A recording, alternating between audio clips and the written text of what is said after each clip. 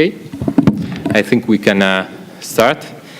Well, first of all, Kateřina, Joost, and myself would like to thank all of you and to welcome all of you for attending the conference on 1968, 2018, 50 years after. Where is the social movement field going? The title of this conference. We are, at least the three of us, really excited to start. However, let's say a few words. We will be very brief. We would like, first of all, to thank the Scuola Normale Superiore, the European Consortium for Political Research, the ECPR, and the European Sociological Association, the ECPR, for economically supporting this event. Special thanks goes in particular to Scuola Normale and the Center on Social Movement Studies for hosting this event.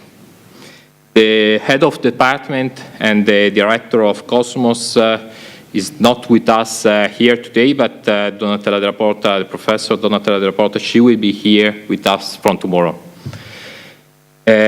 Let me also thank Federica, Valentina, Alberta, Silvia, Stefania, and all the people working from the administration of SNS that they are helping us these days, and they helped the three of us during this process of organizing the conference. So, very brief, how did we come to this event? I think I will very briefly speak about a trajectory. A few years ago, with Katrin Uba and myself, participated at the General Conference of the American Sociological Association in Chicago. And getting back from that event, we were somehow inspired by our colleagues in the US organizing events on social movements. And I've started to work in that direction and we have organized with Katrin, but also with Kateřina and Joost, few events that went in that direction. And then in this collaboration with Kateřina and Joost, we have followed somehow such trajectory and thought to organize an event with specifically where established scholars and young academics work on social movement can meet. And of course, the mentoring section this morning was part of this idea of having young students, young researchers meeting established scholars working on social movement.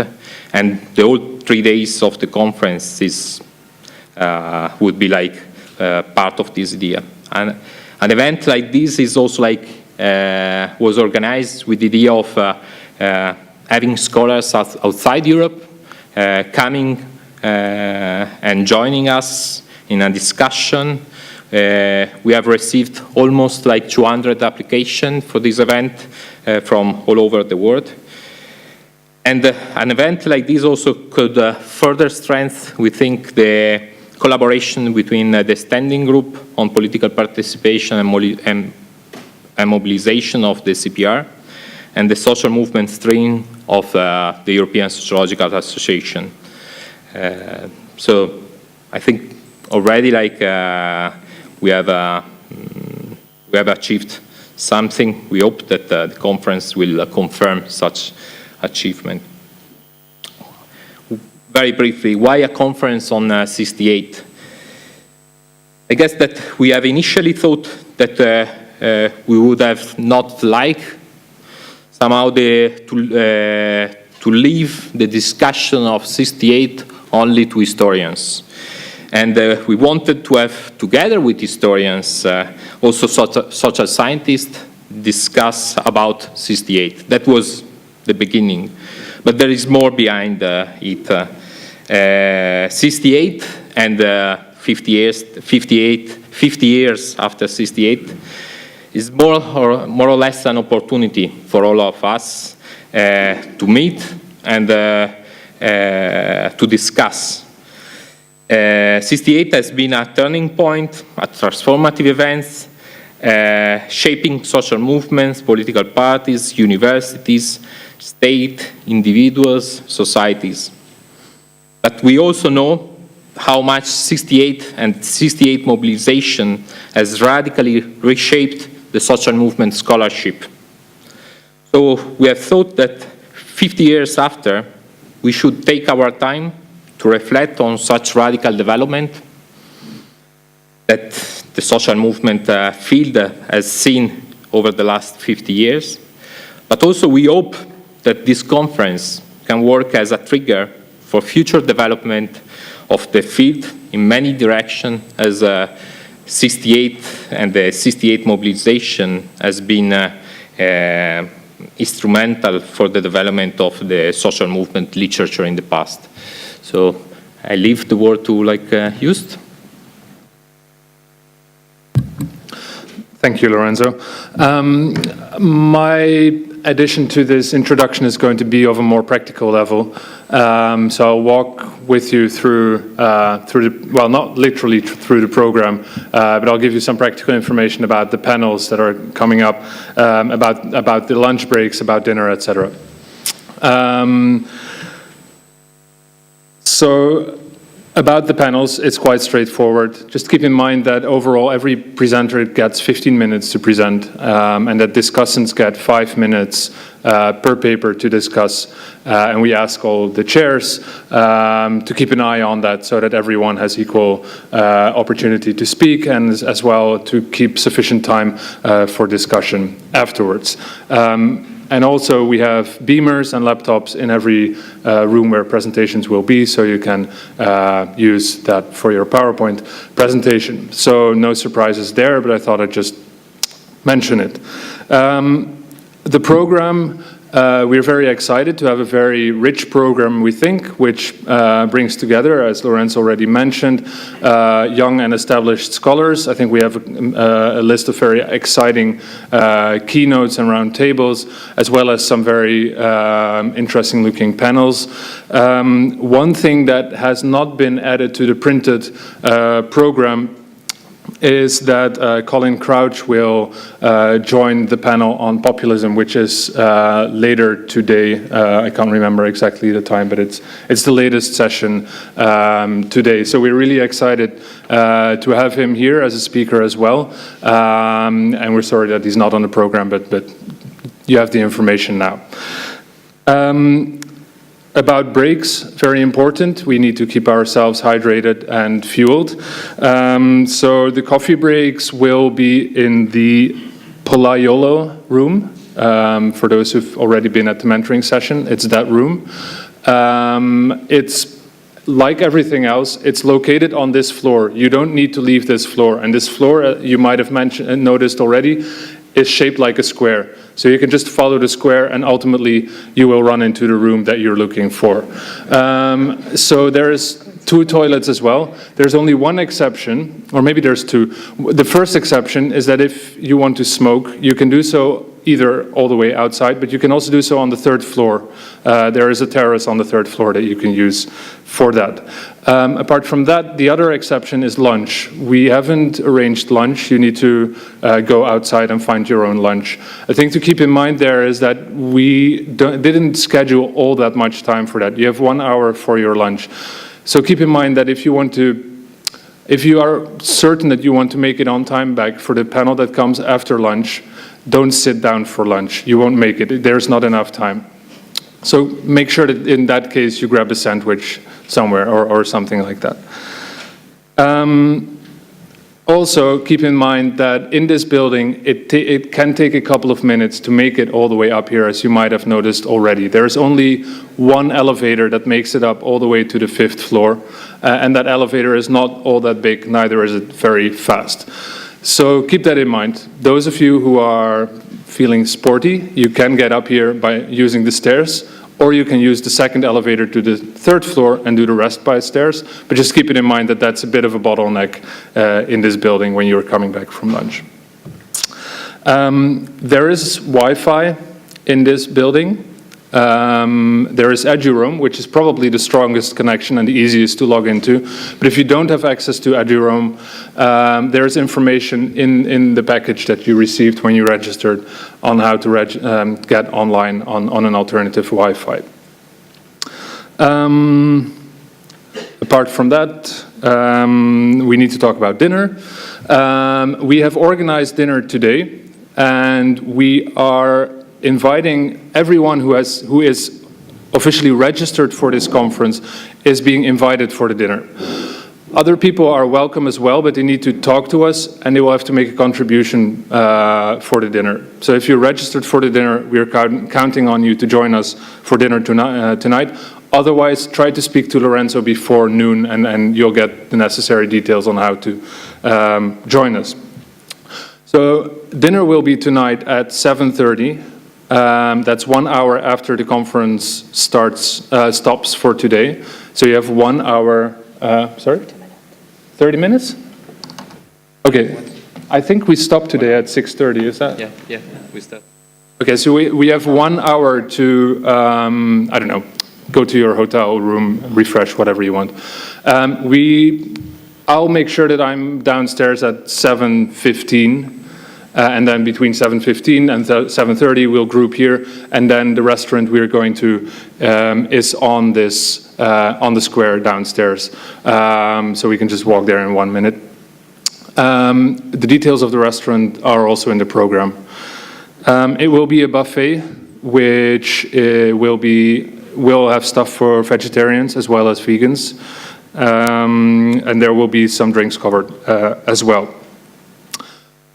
Tomorrow we will organize dinner as well, but we don't have the budget to pay for that as well. The idea is that we'll go to what is called a venoteca, and it will be a bit of an informal dinner where I think we'll be in a fairly small room. It might be not the most, I don't know, luxurious situation, but you're all invited. The way we will organize that is, it's important because as I said, we are not inviting. So we will order something for everyone who's there. And after the first round of food and drinks is brought in, we'll see how much that costs and we'll split it evenly, because otherwise it becomes a bureaucratic nightmare. It will probably cost 10 to 15 euros each. So I think everyone can afford that, and everyone is also very welcome to join us there. Let me see. I think with that, I've covered all practical essentials, unless I've forgotten something. Well, maybe it's important to know as well that we'll be here throughout the conference, the three of us. So if you have any questions about anything, don't hesitate to get in touch, and we'll try to solve it for you. Thank you.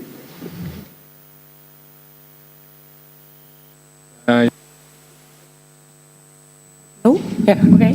Hello, I'm also very pleased to welcome you to the midterm conference. As you have heard, this event is co-organized by two professional associations, the Research Network 25 Social Movements of the European Sociological Association and the Participation and Mobilization Standing Group of the ECPR, European Consortium for Political Research. And I'm going to say a few words on behalf of these organizations and promote them and try to recruit you to be active in those organizations. So the ECPR Standing Group organizes panel sessions at the General Conference, which is usually in the fall. And also, we endorse workshops at the joint session, which is usually in spring.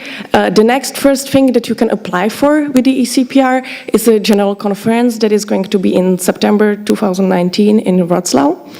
And we are going to send a call for It's panel sessions. We're going to send it after summer, right, in September or October. And so you're very much welcome and encouraged to apply.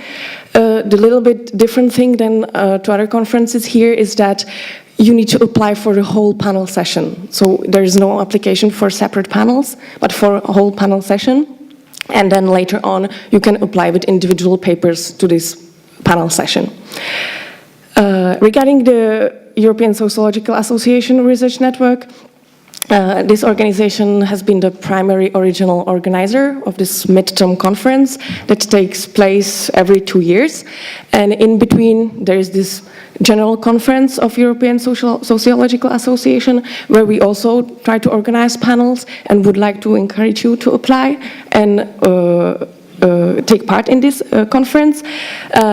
The next one will take place in Manchester in late August 2019, and again we will be sending calls in fall, so you're very much welcome to apply. And here the system is call for panels and papers, right? So different than the ECPR, like the more normal one, I would say, right?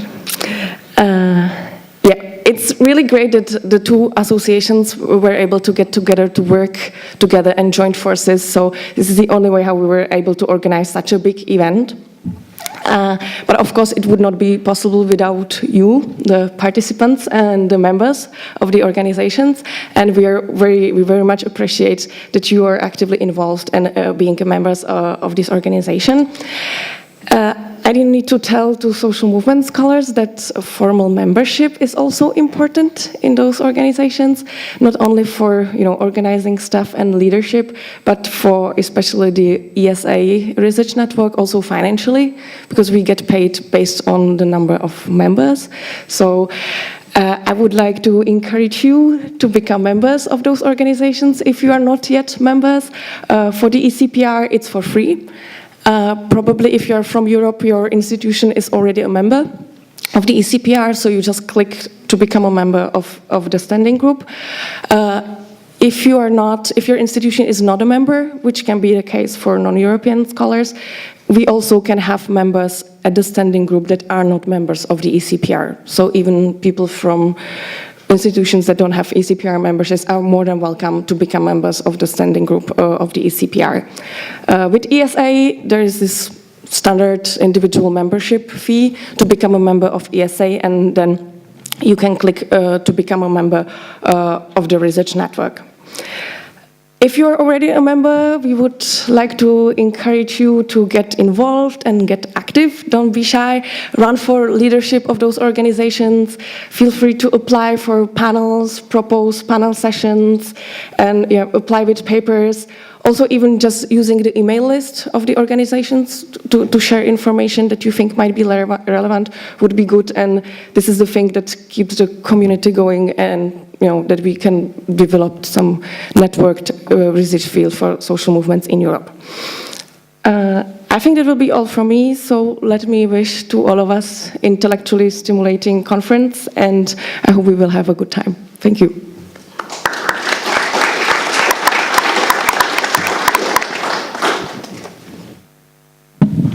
Okay, then we start straight away with the first keynote section on biographical outcome. Just 2 minutes to arrange, but I think Olivier and Marco can move to the table.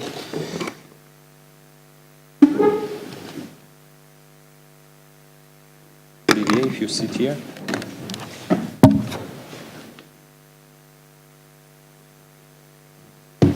Can I put a key on it? Oh, come volete. Sorry.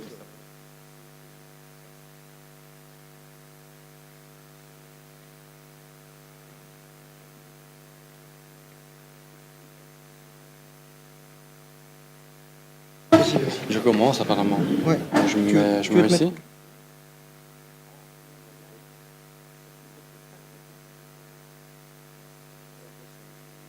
Ok. Toi là, non? Je me mets là? Ok, je me mets là.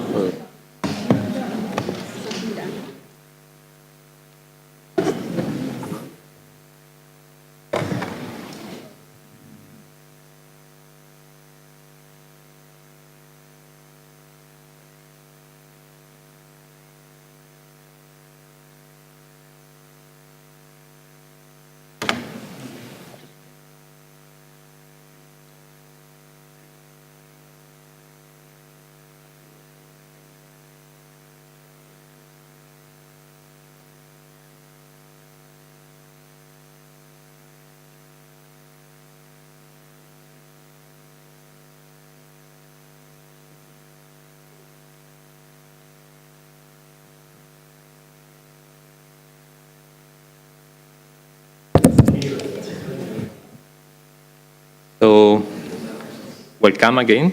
And we start with this section on biographical outcomes. I'm particularly happy to start with this session and to have Marco Giugni from the University of Geneva and Olivier Fillier from the University of Lausanne. We will move in this way. Both Marco and Olivier will present their work in half an hour, each one, and then we will open the floor after both presentations. So I don't think there is more to say, just we start and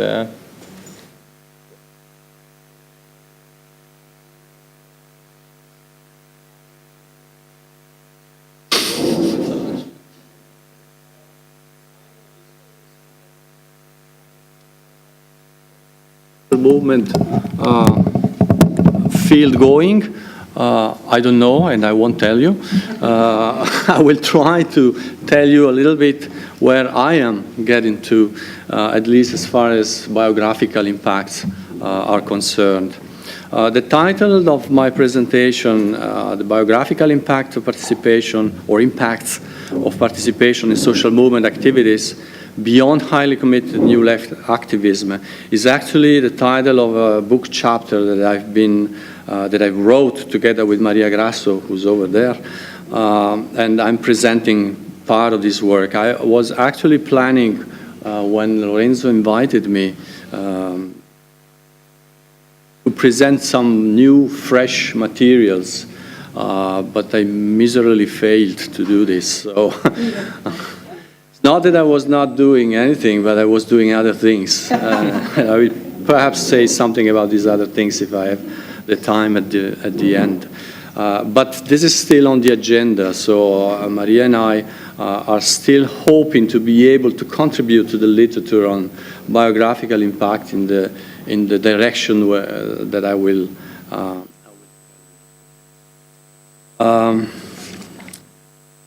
Perhaps the first step when you, okay, this is very small, but anyway. The first step when you talk about, or when we talk about biographical impacts is to define them. It's quite easy to define them, actually. It's much less easy to study them. I think we can say that biographical impacts are, or at least I defined as such, when I wrote the entry on biographical impacts in the first edition of the Blackwell Companion to Social Movements. Biographical or personal impacts are those impacts of individual involvement in social movements that are at least, I would say, at least in part due to that involvement. So what happens to people being activists of social movements years later. Actually, we can make a first distinction between short-term impacts and long-term impacts. Although most of the literature, as I will say, and also as Olivier will say in his presentation, has dealt with long-term impacts, actually, are probably the most interesting ones. This is actually a figure I took from a book chapter by, I think, Doug McAdam and Jack Goldstone in a book written years ago on silence and voice in the study of social movements or contentious politics, something like that. It was part of the dynamics of contention agenda. Especially Doug, together with Sid Darrow and Chuck Tilley, had proposed, like, about 20 years ago now, I think. And this is not to say that actually they were trying to figure out how to locate, or at least I use this figure to figure out how to locate biographical consequences of individual activism in terms of the micro or macro focus of research on social movements, and then in terms of distinguish between explaining the emergence of development of social movements or their impacts, their consequences. And I have to say, as many of you know that for a long time biographical impacts of social movements were quite overlooked, although there was quite substantial literature, but it was a specific literature, as I would say, focused on a specific country, on a specific kind of activists, with little space for generalization beyond that specific context. And as a matter of fact, actually, it was quite customary since recently to say that studies or research on on the impacts of social movements in general was quite overlooked as compared to studying the emergence and development over time of social movements. This is no longer true, I think. But I think it's still true for biographical impacts. I think still work on biographical impacts is quite limited, although when Olivier will present, you will see excellent being done actually now. As I said, there is literature, a small but substantial literature on the biographical impacts of social movements, and these are what have been called the follow-up studies on new left activists in the United States, especially activists being active in the late 60s, mid to late 60s. And this is simply a table, again, I took it from a paper that Doug McAdam wrote many years ago, actually, I think in 1989. Then I took it and adapted for my piece, Blackwell Companion Social Movements, just to lay out actually the major studies that exist in the literature, or these follow-up studies of movement activists. And as you can probably not see, but as you can see if you read the paper, there are quite different designs, quite different studies in terms of the time spent being studied. Going from, I don't remember, a few years here, I think 4 years, to like more than 20, like 25 years or something. So short-term or short/mid-term versus long-term effects. The studies vary also very much in terms of the sample size.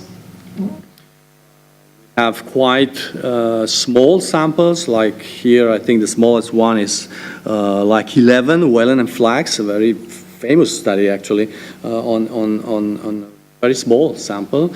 But we also have Doug McAdams himself work linked to the Freedom Summer project, which included 330. So again, we have different sample size, and of course sample size matters in terms of generalizing the results to some extent. And also the studies vary in terms of, and I think this is one of the major problems with the existing literature, at least this literature. Studies vary in terms of the availability of before-after data. So information about personal lifestyle patterns and personal political values as well before entering the social movement field. And of course, this is very important in terms of studying whether the fact of becoming an activist leads to what we call biographical impacts. That is, if it leaves a trace in our own life, both in political terms, but also, and I think this is the most interesting part, in terms of life course patterns and choices. So this leads me to summarize in a way what are the main findings of previous research. Again, those of you who are familiar with this literature know already, because this has been repeated many times. But I can say that the literature actually is quite consensual. There is a strong consistency actually in the findings that have been found, of the results that have been found by these follow-up studies of New Left activism. And these are summarized actually in this slide. On the political side, New Left activists have continued to espouse leftist political attitudes. So they remain strongly leftist in terms of political attitudes and values, I would say, as well. They also continued to keep that activism over the time, many years later, actually.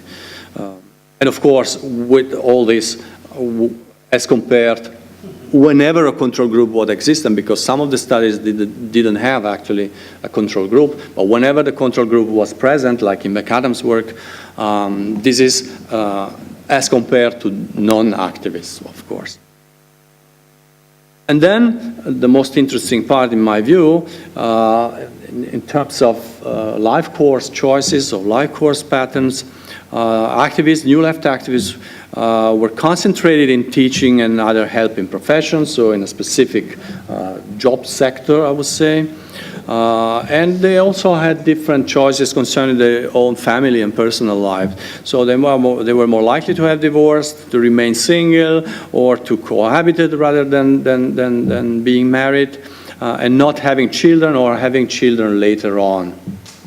Of course, this is something that is also in part true for everybody. This is a kind of cultural change that has been going on since the 60s, so the last decades. But still, this research actually shows that, again, as compared to non-activists, activists in those movements and protests were more likely to have this, let's call them unconventional, although they are no longer unconventional, life course choices. These studies are very interesting, and they are very telling, and they give us good insight into what kind of effects activism has on the personal life of those being involved. Yet they have a few problems. There are a bunch of methodological problems I will not talk about, or I only mention a few of them. These methodological problems, they have been actually quite well described by Doug McAdam in his paper, in his '89 paper already. But one main problem, I think, is that it's difficult or possible to generalize out of those studies, because these were specific kind of people, very strongly committed,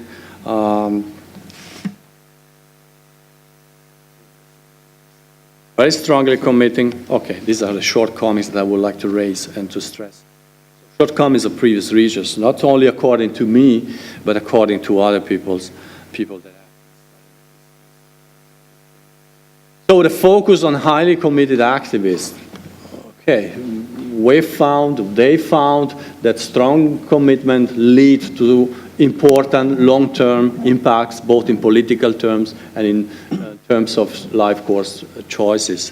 But what happened with people who were or are less strongly committed? Can we also generalize from there? Can we generalize from there? Or can we say the same thing? Do we find the same thing about people who are less strongly committed, who take part in demonstrations, for example, or other kinds of other forms of protest? Another shortcoming which is related, actually, it's all related. All these shortcomings are all related, actually. The focus on specific kind of activists, as I said, these were New Left activists.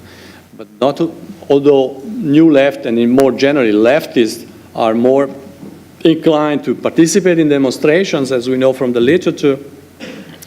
We know also that, especially recently, non-leftist or rightist people and movements mobilize, of course. Do we observe the same kind of pattern? Are there also biographical impacts by involvement by rightist participants, for example? Another shortcoming was the focus on a specific cohort, which was the cohort coming of age in the 60s and 70s. So again, perhaps that was something specific to that cohort, a special cohort, socialized in a specific period, and that socialization and that involvement in that specific movement or movements or movement families or waves, this might explain why we observe or why researchers observe such biographical impacts. Again, focus on specific country. This is from most of the studies are about activists in the United States, and even more narrowly from the Berkeley region, so from California, from Northern California in particular. So a very specific, to sum up, a very specific bunch of people that have been strongly involved in some movements and protests, and then that were observed by researchers years later, and researchers found a strong biographical impact. All these studies, as I mentioned before, do not use survey data. There have been a few attempts, including by McAdam himself and his collaborators, but also other people who have actually tried to go out of this focus, of this narrow focus of New Left activists, and try to see whether we can generalize those patterns that have been found for New Left activists. So using population surveys. I think this is already a strong step towards, again, generalizing what they found and against saying something about involvement in social movements more generally and what kind of biographical consequences this can have. But still, those existing studies only very rarely have used panel data, which I think is the best instrument in that sense, because of course, if you use cross-sectional survey data, you still have to rely on retrospective data, which is actually one of the major shortcomings, in my view at least, of the existing studies. So you have to reconstruct retrospectively.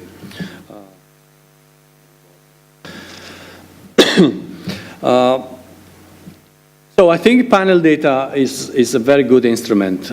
Yet, good panel data is difficult to find, or to be more accurate, there are lots of panels existing in countries, but it's difficult to find panel data covering many different waves, a long time span, and especially including both indicators of life course patterns and political indicators, that is, indicators of involvement in social movements. And actually, this is what we have tried to do, moving to what Maria and I have been trying to do, which was exactly to try to generalize from the existing New Left activist studies or follow-up studies of New Left activists, and to try to generalize to the population in general, in the sense to those who participate with a lower degree of activism, what we called here actually the run-of-the-mill activists. That is, the question is no longer does activism, meaning strong commitment in social movements leads to biographical impacts, but does more generally protest participation in different forms of protest, including demonstrations, has an effect on life course patterns, or on life course choices, and also on the political side, as I mentioned. So as I said, there's lots of evidence that highly committed New Left activism had an impact, but does this effect apply to less committed activists? Does it apply to countries other than the US? Does it apply to cohorts other than the generation coming of age in the 60s and 70s? And also, what kind of outcomes, what kind of personal biographical outcomes do we find, in which, in other words, spheres of life are mostly affected by participation in social movement activities? Is it the family, the status, the occupation, so labor, the job side, their political values, and so on. So these are the research questions that informed our research, which was actually, I said, it's not really new because it was actually published. What I'm showing now is published in a book that Lorenzo, Kateřina, and I have co-edited a couple of years ago, I think, Consequences. So what we try to do is to find good panel data, allowing us to avoid retrospective data, and at the same time allowing us to study more general participation in social movements and the effect that this can have on the personal life of those participating. And we used actually two different data sets. These are the only one that we found, so any suggestion about good panel data, existing panel data, which includes both life course indicators and political indicators in the sense of participation in different forms, different political activities, suggestion will be very welcome, actually. So the first one is it's actually the second one in the slide, is the Swiss household panel, which is a very good, actually, panel data that exists like in other countries. In Germany they also have, in Britain they also have household panels, I think in most of the countries, actually. But yet, most of those panel data, they don't have political indicators, so we cannot. The Swiss household panel actually has one indicator of participation in demonstrations, the standard indicator, which was asked in the very first wave in 1999. So this wave included a question on, have you attended a demonstration in the last 12 months, which is the standard indicator. Sectional service. And actually that indicator was there thanks to me in part because I was in the launching of the Swiss household panel in '98, and I insisted on having actually this measure. Unfortunately, when I left the crew, someone, I don't know who, they deleted this indicator, which created many problems, at least to Maria and I, when we wanted to do this, because we don't know what happens afterwards. And we don't know what happens before, actually. Going back to what I mentioned earlier, the importance of having before and after data. Here, actually, we don't have before and after data because we only have one wave with the indicator. We had to have two. We could take the second one and then look the prior. Okay, I'm talking about the limitation before showing the results, which is not good. The other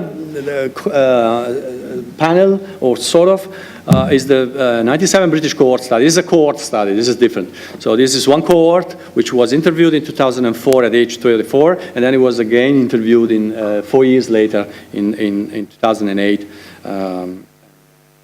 Age 38. And we actually used the Swiss household panel to look for the biographical impacts on the personal, on the political side, and the British cohort study we just started actually thinking about, so I will only show one slide about this, and suggestions will be welcome, on the life course patterns. Concerning the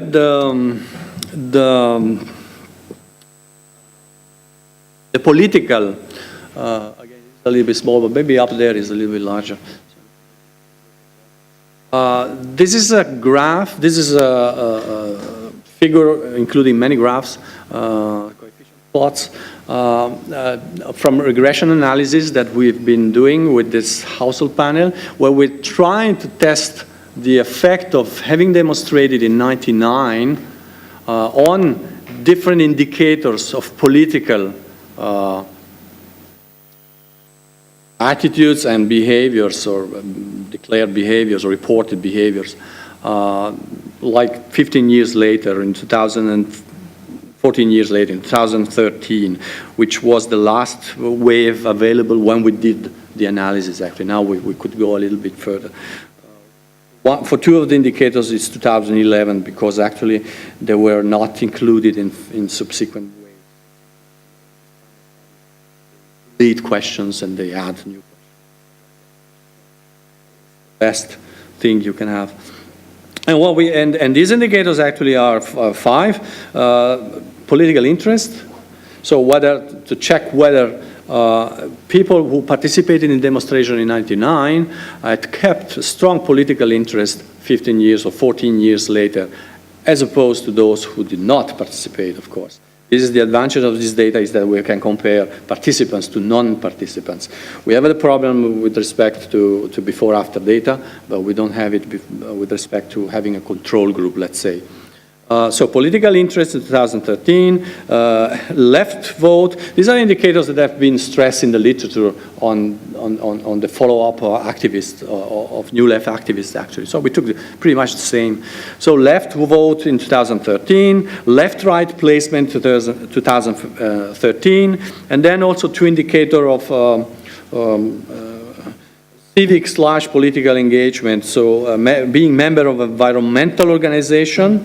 We had different kinds of organization, I think. We picked the environmental one, 2011, and then being member of a party in 2011. And of course, we control for, this is actually regressions with the lagged dependent variables. It's not really a panel data analysis in the sense that it's not a within subject analysis, but it's simply a regression approach with two waves with the lag dependent variable. Okay, this is.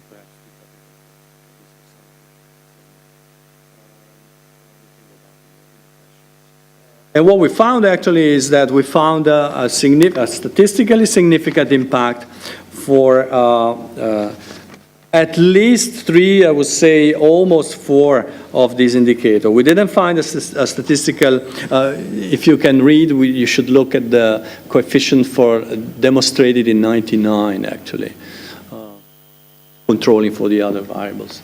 So we didn't find an impact of political interest, but we found a strong impact of demonstrating in 99 on the left vote, continuing voting for the left, or voting for the left. We find a significant impact also on the left-right placement, which mimics actually what the studies on New Left have found. That is, New Left activists remain strongly leftist over time in a long period.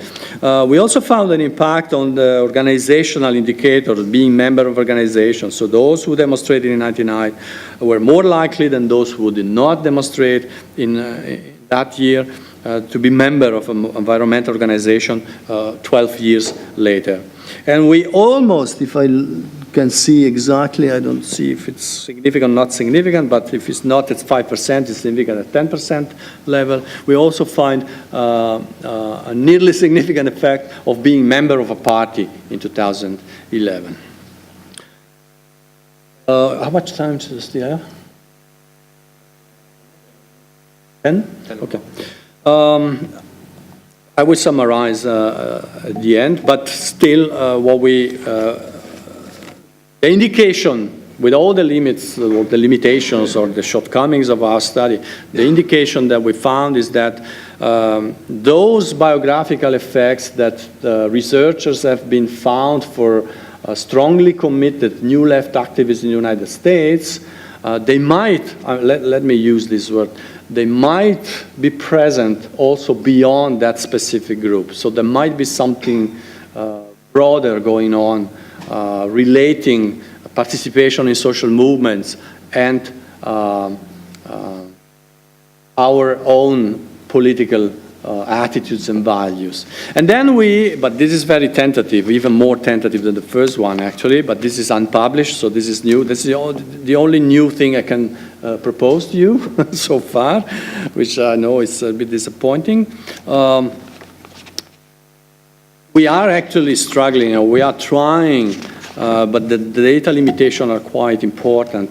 We are trying to do the same, not to look for to the political biographical impact, but the impact on life course patterns and choices. And here actually we have one of the indicators that have been previously studied by people who have, by researchers who have dealt with this issue, and particularly by Doug McAdam himself. Actually, we took strong inspiration by an article Doug wrote many years ago, I think in '99, in a book that I co-edited with himself and Chas Tilly, How Social Movements Matter, where he tried actually to show the impact on life course patterns, and colleagues of him actually have also published some materials in this. And this indicator is the fact of cohabiting, I don't know how to pronounce it. So again, our independent variable is participation in demonstration, because our take is really that we want to see whether what I call run-of-the-mill participation, so participation in less costly and less intensive forms, and namely, in this case, participation to demonstrations, which is the forms of social movement participation, I would say, or the modular form, to take a... So we want to see whether this has an impact, not only on the political side, but also on the personal side, let's say. So, and we regressed, actually, fact of cohabiting in at age 38, sorry, so in 2008, with the British cohort study, we regressed onto the fact of having demonstrated 4 years before or earlier, controlling, of course, again, lag-dependent variable, controlling for the cohabiting later, and other kinds of controls that we also included, since we are not doing a within subject, had to control in some way. And what we found, as you can see, we found a consistent, this is we can stick with the last model actually. We find a consistent impact, or at least we found a significant, statistically significant impact of being demonstrated. That is, that again, we have some indications at least that there is a biographical impact, not only of being strongly activist, or not only of having been strongly active in the New Left US scene, social movement scene, but more broadly outside of the US, because before was Switzerland, here is British, so it's another country, another period, it's the general population, and so our aim is to try to generalize to some extent. Okay, I will hear your reactions later if we have time. So to conclude, and then if I have time, I would like to say something more about one aspect. What we found is that the results are broadly, or we found indication, let's be modest, we found indication that tell us that the results that have been found by previous studies on New Left activists are broadly generalizable to other countries first, to other cohorts, to non-New Left activists, because of course those people, although most of them, they're probably new, or at least left, not New Left activism, and especially to lower levels of involvement, which is perhaps the one thing that spurred our reflection, was to check for the impact of lower level of involvement. Of course, there remains a lot of things to be explored. Once we can trust our results, first of all, we should try to look for if they exist at all, better survey data, better panel data that allows us to also look what happened before demonstration. And also who allows us to trace more systematically over time. That, of course, between 1999 and 2013, we don't know. Something that should be improved.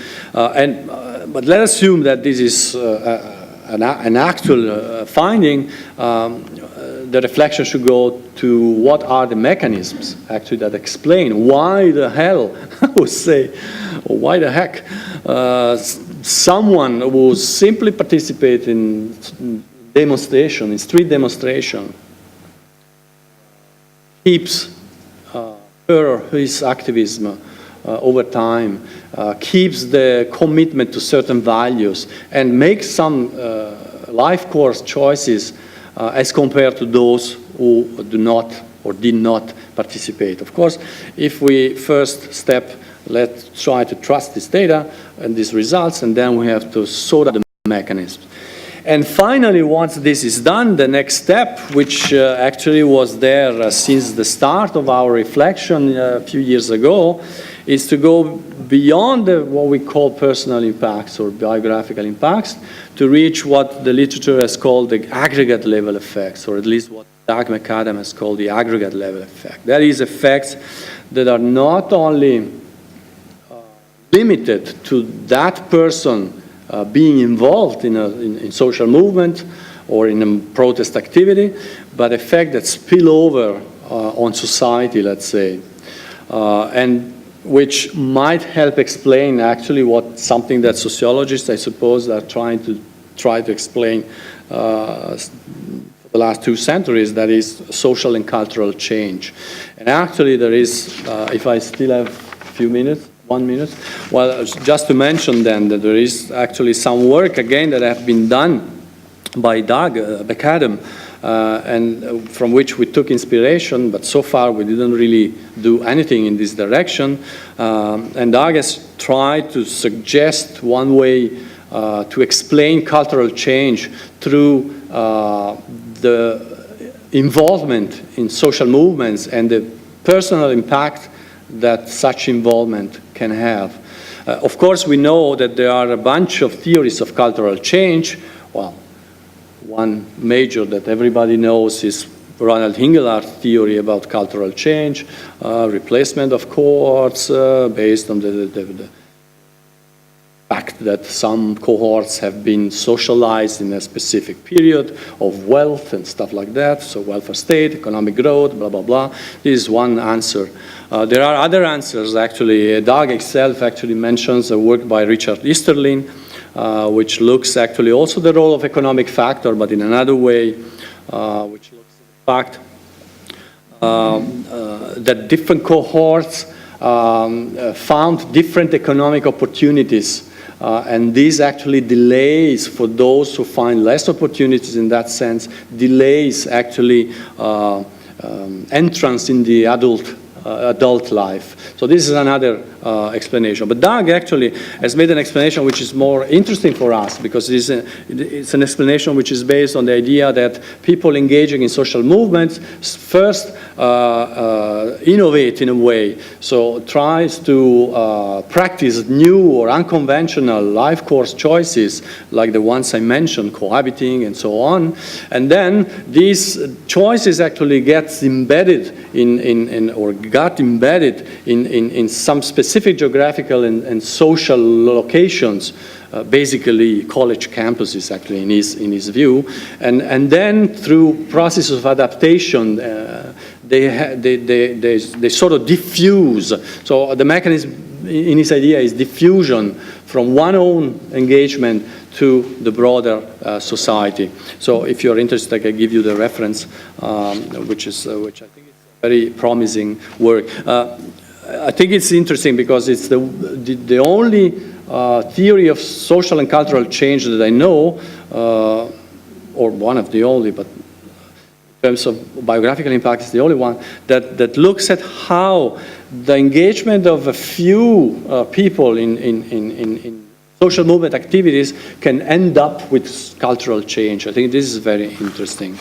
And I finish here, but let me just mention the book I mentioned before, some advertising, although it's 2 years ago book. The paper I presented on the political side it's a chapter in this book co-edited by Lorenzo, Kateřina and I, The Consequences of Social Movement, published by Cambridge University Press. So this is in relation to what we've done. And let me also make some advertisement, since I said that It's not that I haven't been doing anything, so I've been doing something. Again, with Maria, we actually just completed a book which is called Street Citizens, which will be published in October, which is based on a very big research project called Caught in the Act of Protesting, I think.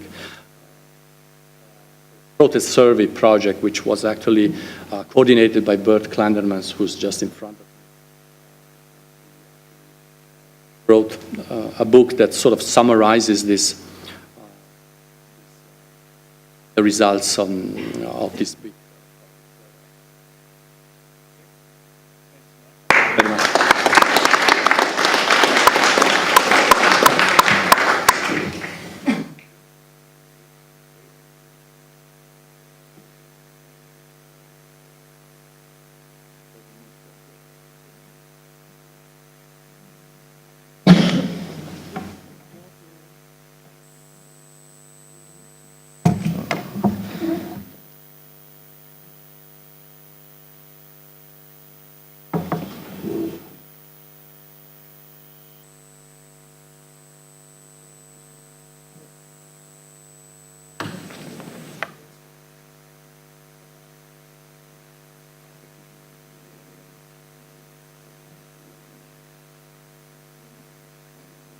Yeah.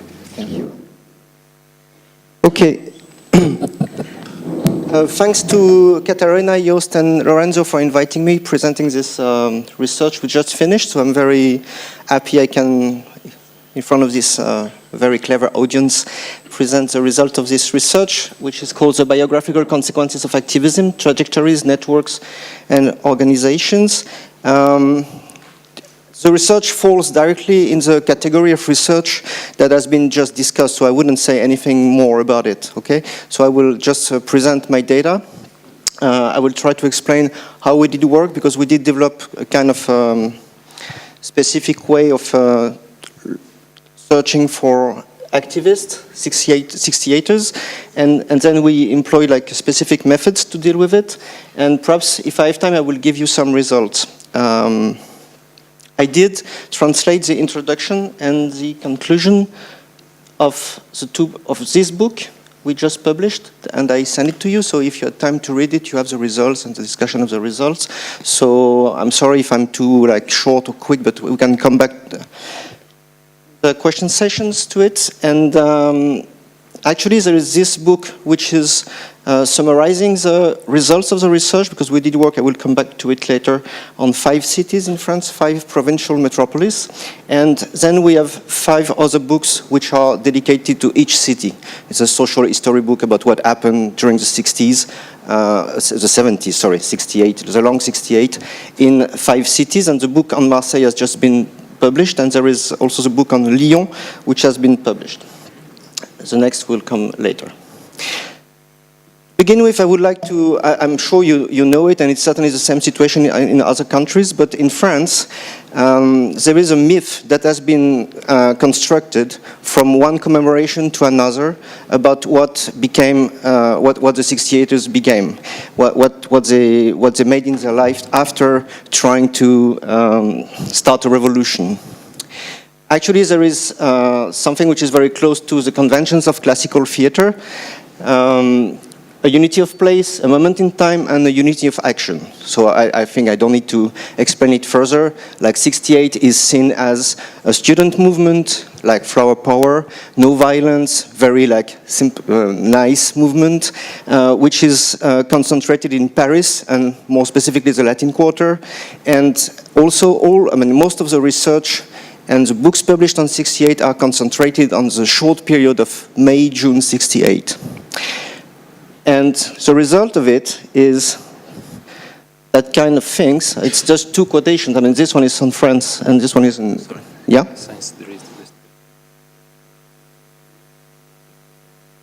I can't move. I have to stay like this. But at one point I want to dance and do something. No? Okay, well, that's right. So Serge Julie is one of those 68ers, like a guy who was a leader in 68 during the movement of 68, and became after a very prominent journalist, etc. And he writes this in 1978, so it starts very quickly, about how those people, like 68ers, became like important people in medias, politics, publishing, etc., etc. And the funny thing is that that myth, I think it's important to insist on it, that myth is not only like French. You find exactly the same story in America, and you have here a quotation which is very funny that I found in Jack Wallen, Echoes of Rebellion. The ex-activists work on Wall Street these days. Their inverted Y in a circle piece symbol is now a status symbol adorning the hoods of their Mercedes. So that says everything. And Todd Gitlin, who wrote about this, this myth in America, is insisting on the fact that this myth is not for nothing. I mean, it conveys the idea that, it brings a message to new generations, to young people now, that if you mobilize, it's useless. Because it's kind of something related to be a teenager, you will grow up, you will find a job, buy a car, Mercedes, then you have to pay for it, then you have to work, blah, blah. And this myth, we wanted to kind of destroy it for France. That was our motivation for this research. But we had another motivation, because the fact is that in literature, we don't have any, till now, we didn't have any representative group of 68ers that had been studied. So it was impossible to say anything specific on what became those people. It was only like some research based on one party, one specific group, people who did work in factories, for example, for a while after 68, etc., etc. So it's only like very fragmented data we have. And what we wanted to reach is something which is, of course, not representative, but significant of the 68ers as a whole. So in order to go against this myth, we decided to do three things. First, we decided to not look at Paris, on Paris. So we didn't work on Paris for many reasons, other reasons I wouldn't explain here, but the main reason is in Paris you will find all the leaders, okay? The second, and then we decided to work on 5 cities in the provinces: Marseille, Lyon, Lille, Rennes, Nantes. We can come back later on the choice of those cities if you don't know France or what are the reasons behind, but we wanted to contrast like some very different economic, social, political situations. The second choice we made was to look only at ordinary 68ers. By ordinary 68ers, we don't mean run-of-the-mill activists or participants. We mean people who, during the 68s, were not leaders, or like small leaders, if you want, in those cities, but not leaders. Like, for example, in Marseille, there is one person who was really a leader in Marseille. We did interview him. Of course, we needed what he had to say, but he's not included in the group we studied at the end. So what we call the pedestrians of May, which is actually not a good expression since we're working on the 68s and not on the 68s, like not only on May, June 68, and ordinary activists in 3 movement families. I mean, this choice is kind of course, it conveys some problem because we decided to focus only on the leftist groups and on the feminist movement and on the worker movements. And this was very important because the myth means also that the workers, the strikes, have been totally forgotten in the history of May 68 or the 68s in France and same elsewhere, perhaps less in Italy. And actually, as you know, in France, during May, June 68, you have a general strike, more than 9 million strikers, which is the biggest strike since the war. So this is, the main point, the core thing of May 68, actually. So workers' unions, feminists, leftists. And I will show later, if I have time, that those 3 movement families are really intermingled, like people are circulating from one family to another, and that's, I mean, more or less, and that's very interesting. And the third decision we made is that we would not work on only May, June 68, but on the 70s, sorry, the long 68. So we started on 66 because actually what happened in 68 is really announced by what happens in 66 and 67. I can't explain why, but you have the modes of action which are invented in 68 actually have been invented 2 or 3 years before. The strike starts before, even in the peasant world, etc. And we continue till 1993, because actually in France in 1981 you have a government change, the left size power, and then you have 1 or 2 years of excitement and effervescence, and then rigor politics, I mean like economic politics changes in 1982, 1983, and then it's finished, like the party is over. So we stopped at that point, okay?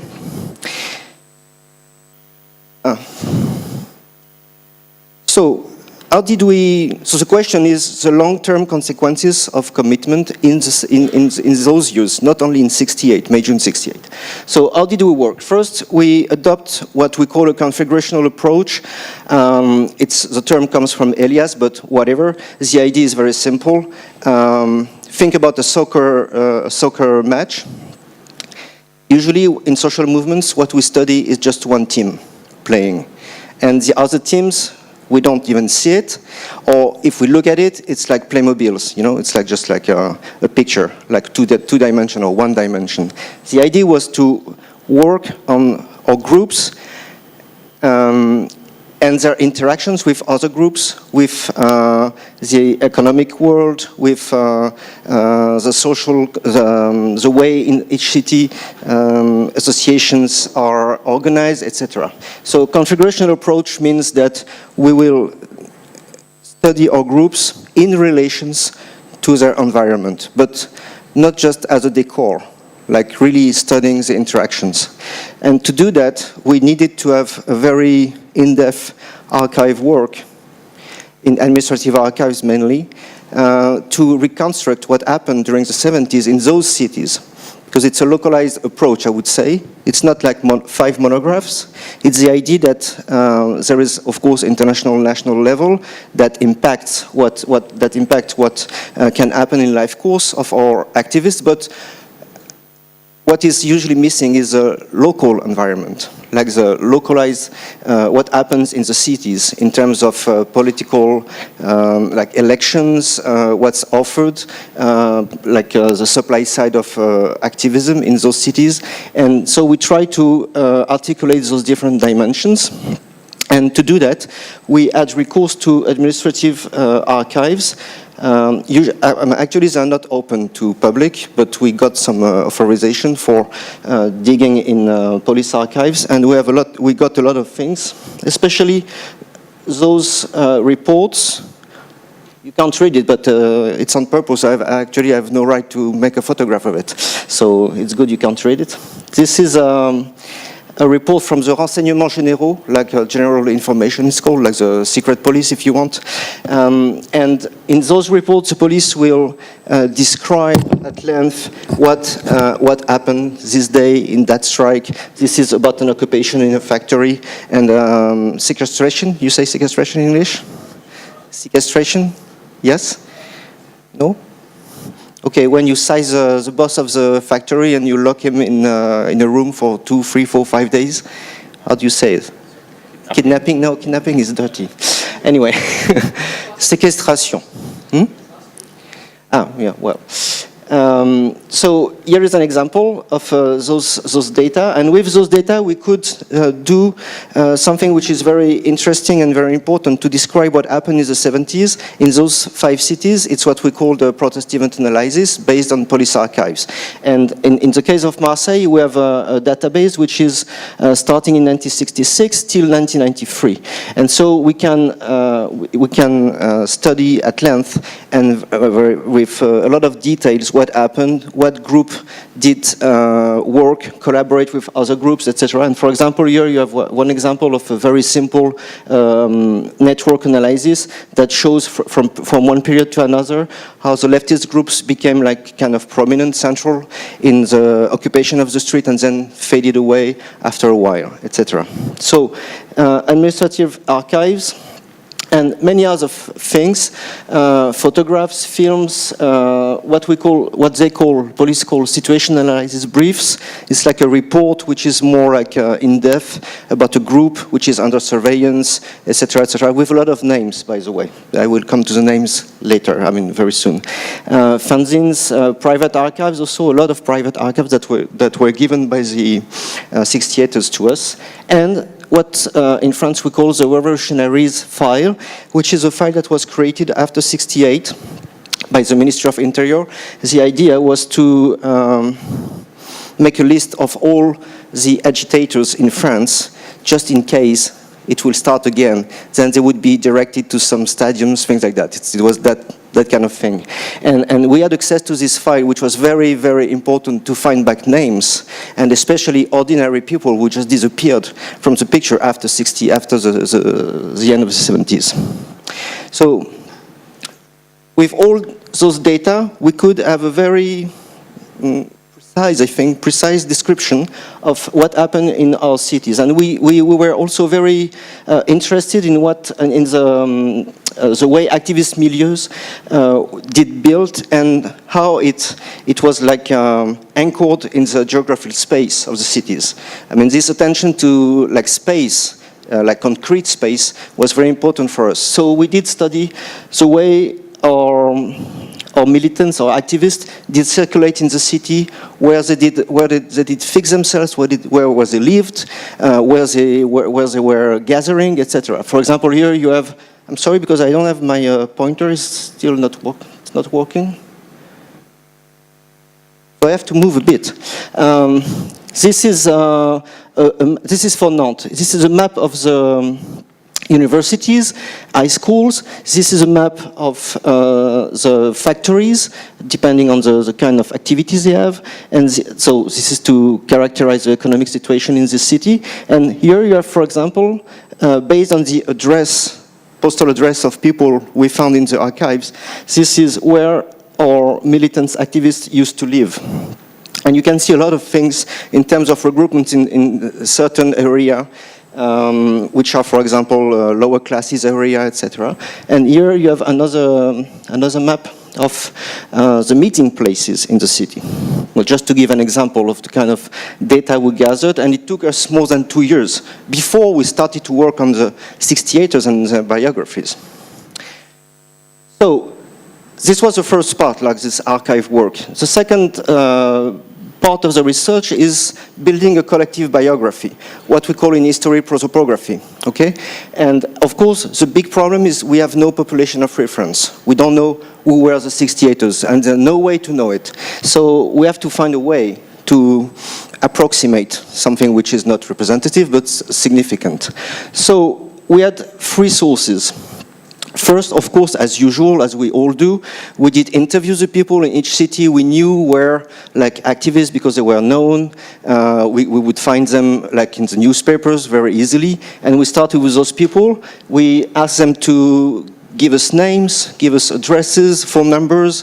We had, like, informative interviews. And this snowball method was very useful, but has a lot of limitations. If you just do that, you will only have the opportunity to build the networks of the people you interviewed initially. And even worse, perhaps you will only have those people who didn't disappear from the landscape, the local landscape. And we wanted to find those people who are ordinary citizens. And of course, we wanted to limit the biases. We have biases, of course, but we wanted to limit them. So the second way of finding names is related to the archives I just talked about. And we found a lot of names in the archives because the police was really obsessed about surveillance after '68. And just to give you a number, just after '68, in July '68, the revolutionaries file is more or less gathering 3,000 names. At the end of the 70s, it's more than 7,000. So it has been, abandoned. So that was very precious. We didn't get it in every city, but in some of them. And of course, personal archives. And this is very important for the feminist movement, because it seems that the police was not at all bothered by the feminists. During the 70s, they didn't care. They didn't pay attention. Even the illegal abortion movement, they didn't pay attention. So in the police archives, you will not find very interesting things, and for sure, you will not find list of names.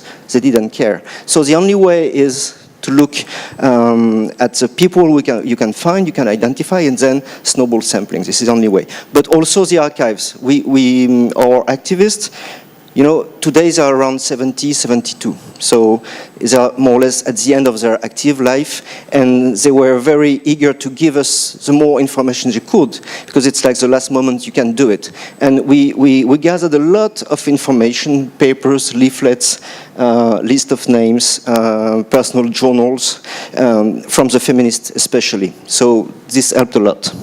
So at the end, we built a database for the 5 cities, in which we identified 3,776 persons who were activists during the 70s. I'm really have difficulties to say the 60s, the 70s. Sorry, and it's a big number. Because if you think, like in Marseille, where I worked on Marseille more specifically, the number of people who were activists, ordinary activists in those years, is not like 10,000 or 20,000. It's more or less around 2,000. And in each city, we have more or less around 700 people. So I'm not saying it's most part of the people, I don't know, but it's quite significant, even in terms of numbers. The problem was from this file of more or less 5,000 people to find a way, first, to find them back, and second, to build a sample, because we couldn't interview those people at length, since we wanted to conduct biographical interviews, which is like very long, like life stories, if you prefer. So we had to make a selection. So the first thing we did is to weight the different kind of groups we had in different kind of cities. Like, for example, in Marseille, if this Trotskyist group is like much more important than this Maoist group, we decided we would interview more Trotskyists and Maoists in this city, okay? And the archives, the work we did on the archives, helped us a lot to evaluate the weight of each group on demonstrations, meetings, number of people attending, etc. So we did weight the different groups, and we did apply some selection criteria to our population. I can't go further in this, but you will find some indication in the paper. At the end, we selected 366 interviewees, like more or less 10% of the group, and we did interview those people. Of course, when we started to look for this person, perhaps we didn't find it. It was like a detective work, especially for women, because at that time they change name when they get married.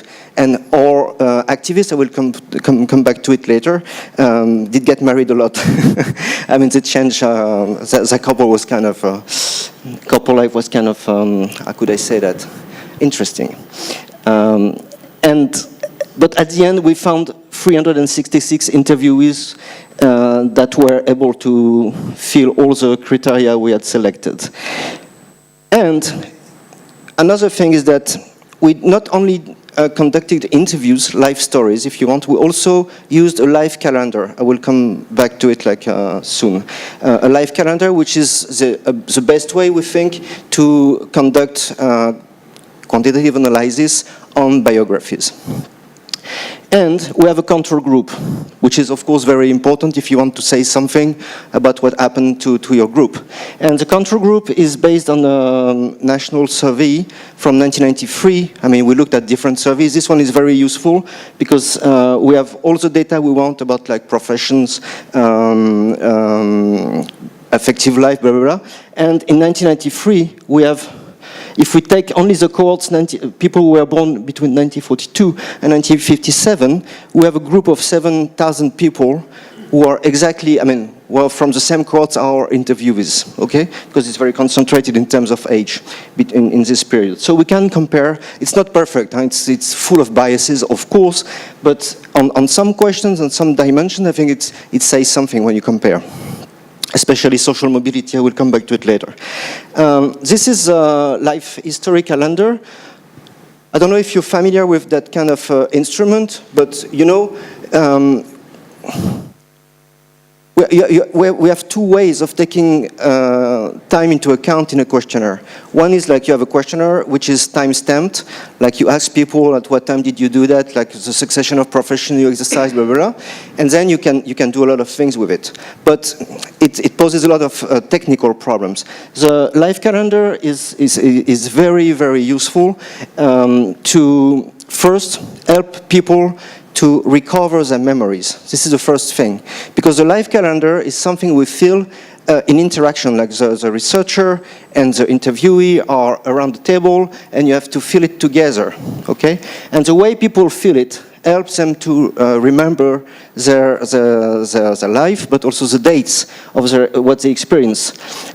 It's very easy to understand how it's built. You have a timeline here. So you start when the person was born, so age, residence, so where did you live, so postal codes, type of residence, the third column, type of residence is, did you live in a community, did you live with your parents, did you live with your husband, did you live with the children of your girlfriend, things like that. Couple relations, okay, so getting with two dimensions. One is, are you in a couple with such or such person, and second dimension is like the legal dimension. Are you married, divorced, in a union libre, I don't know, etc. Family life, which is only like the children when they were born, eventually when they died. Then you have studying and professional life, just like a CV. And then the last column is about activism, of course, with a distinction between, in purple, belonging to a group, like formal belonging to a group or a collective, and the last column in brown or yellow, participating to a campaign, okay, or just big demonstrations, big events. So with that life calendar, we can run some quantitative analysis, which helps us to reconstruct the life courses in like with the possibility to weight the different kind of life courses we observed. That is not very clear. I'll come back to it later. So first about the people we interviewed and the results. So I will go very quickly, but the only thing I want to show here, to insist on, is the age. So in 68, the mean age is around 20, so same in the control group 18, and in 2017, it's around 70. That's very important because, as you said, in that kind of research, usually we interview people like 10 or at most 20 years after. In this case, it's 50 years after. At the very moment, people are old and willing to give what they have, willing to testify, to say things about their experiences. And this also is full of biases, but it's also full of advantages. We can come to it later. And in terms of distribution, in the different towns, I mean, nothing to say, it's more or less well distributed. Sorry. This is interesting, like the multiple belongings, because the first thing we see is that our activists did circulate from one family to another. And the way they circulate from one family to another is one of the first results. Let me show you a graph which is more telling about this. The green line is unionist, the red line is leftist, and the feminist in blue. If you look at the red line, you can see that, so it's a chronogram, and it's how many people from the group at this year were member of leftist group, feminist group, unionist group, okay? So what you can see is that commitment to leftist group did increase dramatically before and of course after 68, but stopped dramatically too after 55. Like at the end of 54, 55, leftist groups in France are just like disappearing. And of course this is to relate to like Chile, Portugal, etc., etc. Like the hopes in a revolution are fading away very, very quickly. And it's also the middle of the start of the economic crisis in France. So I wouldn't get any explanation of why it evolves that way. But what I want to show here is that you can see that the leftists stopped being part of the leftist group after 75, and actually they start to join the unions. Like it's a reconversion of their activism from leftist groups, the parties are disappearing, blah, blah, blah, and they join the unions, and they will continue their activist work in unions in a different way. And joining the unions is also a sign that it's also, they are at an age where when they have to start working. So of course they join, they start working, and it's in the professional sphere that they will continue activism. It's a way of reconciling, if you want, activism and the pressure to work. If you look at the feminists, one interesting result is that it's very different from what the official history of feminism in France says. In the official history of feminism, official, yeah, we can say official, written by Parisian feminists, leaders, everything started in 70 and everything stopped after 75, like after the vote of the bill on legal abortion. Actually, what happened is totally different in the provinces. What we see is that, of course, it started in 70, but a little bit later from Paris to the provinces. But also that after 75, after the law was voted, the groups increased dramatically. It's a real efflorescence of new groups, autonomous groups. And the funny thing is that those groups, we didn't see them before because they are not exactly political groups like parties or blah, blah. It's more like cultural groups, theaters, associations, restaurants, bars, etc., etc. And the way our feminist activists did convert their activism in those cultural activities and try to build a community. And it's at this moment that the lesbian community started to rise too. So I can't explain more, but this is a first result that shows, I think, that the life calendar help us to produce some data which are much more interesting than very, not temporalized data. Yeah? Yeah. I was wondering, is it are declining because people... Yeah, so thank you for the question. I didn't say it, but at the end of the curves, of course, it's linked to retirement, shift to retirement. Okay, now some results on the long-term consequences of activism. Not to give you all the results, of course I have no time, but just to give you 5 minutes, it's enough. 5 consequences, 1 minute per... No, well, it's too short actually.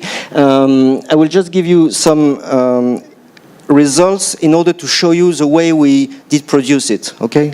And then in the paper you have the results themselves and the explanation. First, just to mention it, this table is showing something that has been shown in other studies.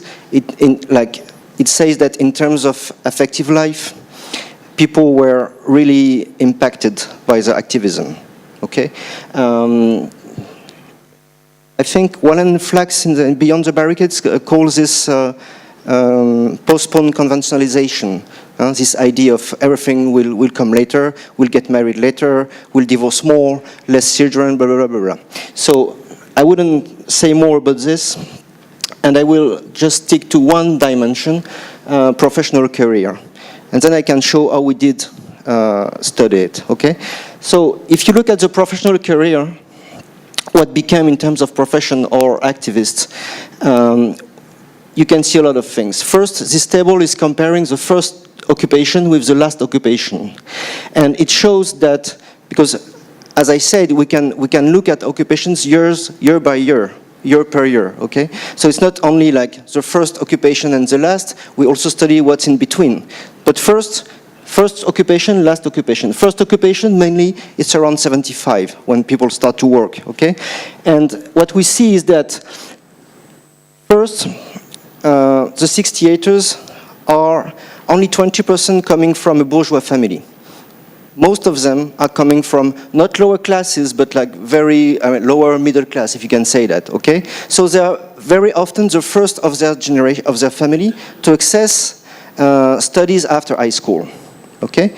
And we are in the 70s, at the beginning of the 70s, which means in France, it's all the structure of the professions which is moving upward, okay? The workers are less and less, the farmers are less and less, you have more and more people working in offices, etc., etc. So the whole social structure is moving upward, okay? In that situation, of course, the 68ers are also impacted by that move, which means they have degrees, they went to university, and of course, the professions they will embrace will be better than the average of the population. You can see this when you compare with the, I wouldn't comment the numbers. But there is another thing. If you consider the level of diploma they have, the degrees they got, and the first professions they embrace, you can see that there is a strong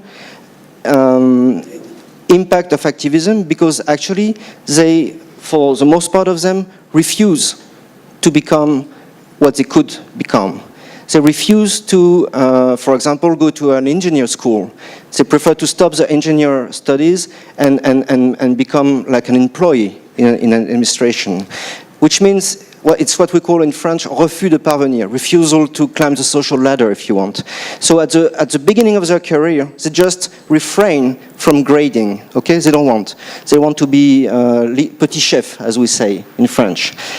But still, they are well positioned. And when you look at their, and it's also the reason why you can see that we have quite a big number of workers and employees, which is kind of crazy since they have diplomas, okay?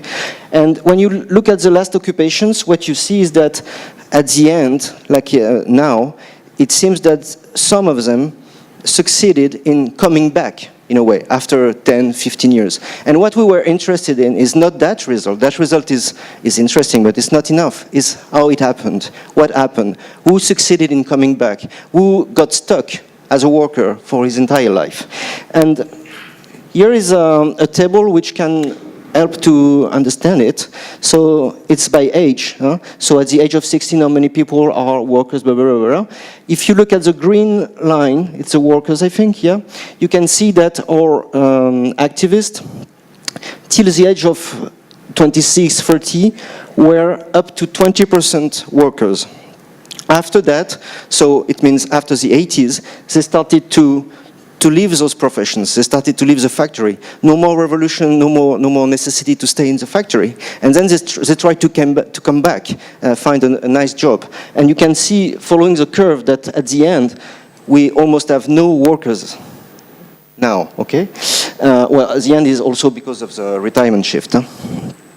Same for employees, and of course, if you look at the red line, the one which is upper, you can see that teachers, health and social workers, intermediary civil servants are, of course, very quickly, it's kind of profession that is very quickly embraced, and those people will stay in those professions. Based on the life calendar, we can, and I will go very quickly. 1 minute, no, 2. Okay, based on the life calendar, we can run some sequential analysis. I don't know if you're familiar with sequence analysis. It's coming from, it's optimal matching. We use optimal matching. And then we clustered the different career path, okay? And for example, in that table, just to show you how it works, huh? It's a carpet, what we call a carpet. It's just it's a picture. Huh? It's just helping you to read the results. You can see the different the different experiences people had in terms of work.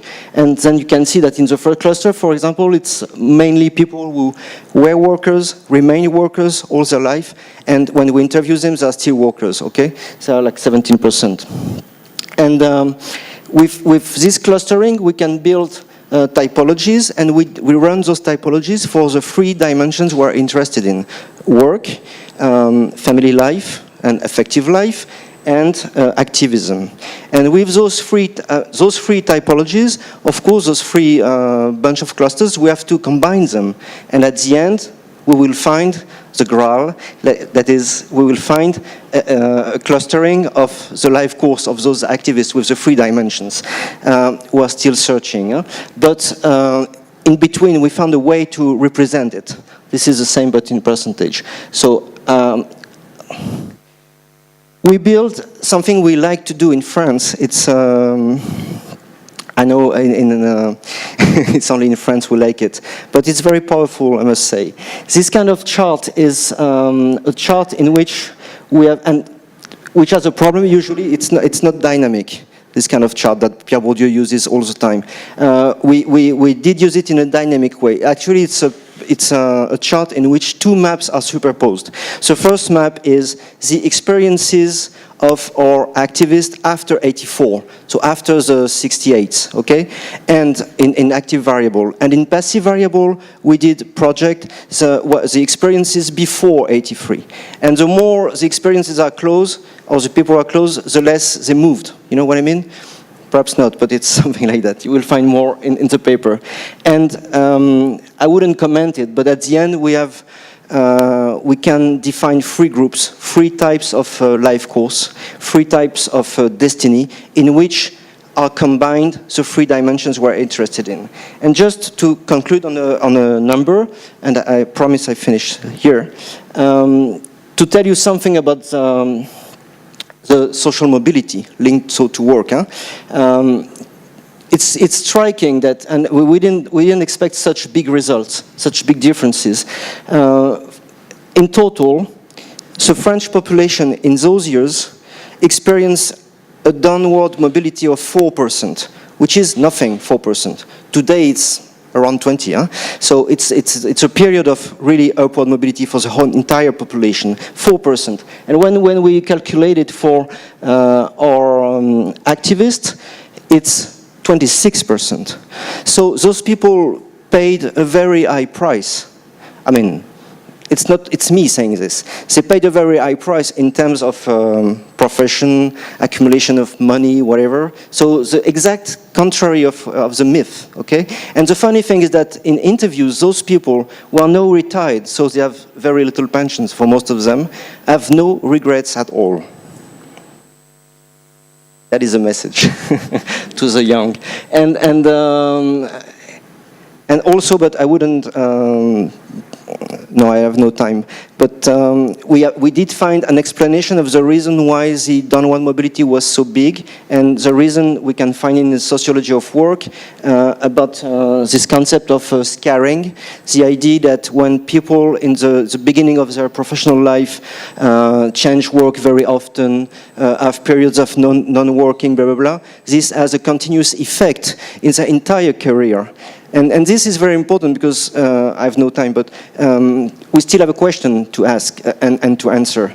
Is this the result of something voluntary all along their life? Do people just didn't want to become the bosses of their service, whatever, or is it also external constraints? At one point, union repressions, things like that. And of course, we did dig into it, and it's a mix of the two. But you can be more specific depending on the group. And actually, there are 3 dimensions which are very strong predictors of coming back or staying at a low level. First, being a woman. I think you know in which sense it works, because women in job market in the 70s like today is the same, so it's very difficult. So being a woman, being young, the younger you are, the less easy it will be to come back, like with a good profession. Because of course those people started to be activists without any diploma, without any let's say, ability or knowledge. And the third dimension, of course, is a class dimension. So more people are coming from a bourgeois family, the more people have connections, the more it will be easy for them to come back and to find nice professions, which at the end says something about the fact that the experience of the 70s, this experience of mixing population, like workers with students, bourgeois people from middle class or lower classes, just lasted for a while. At the end of the game, at the end of the 70s, each person goes back, it's kind of exaggerating, but goes back to his own social class. And then we can continue life as usual. Okay, sorry for being too long, but my English is...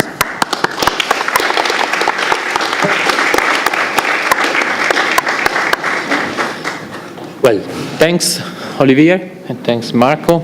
I think the floor is open. Who wants to start? Bert? Yeah.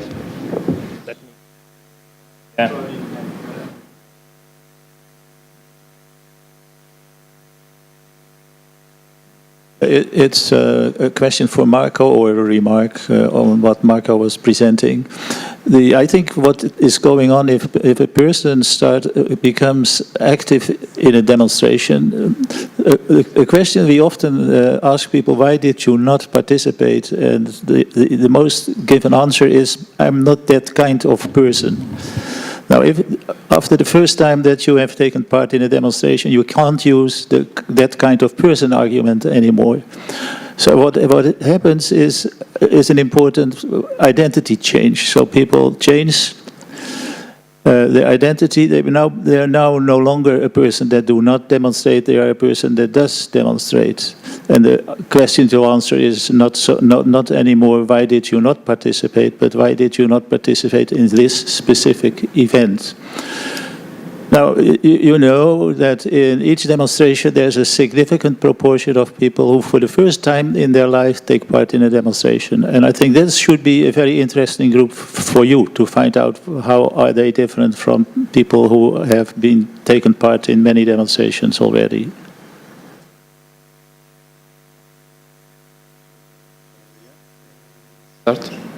Well, this is not really a question, actually, but it's a suggestions. Actually, I think the identity change that you mentioned, it might be one of the explanations we are looking at. The problem with that is that you cannot really test or inquire about this kind of explanation with survey data that we have. So I think you should go towards more mixed method approach where you complement what we found with interviews, trying to see if there has been such an identity change. That is, as I see it, your explanation would be like participating in a demonstration is a sort of, say, eventful process or something that spurs something like an identity change. So I think it's first-timers, yes, this is something which is related, of course, something that it would be nice. I'm not sure, I don't think with our data we could sort out the first-timers, which is actually one of the major weaknesses, I would say, of our analysis.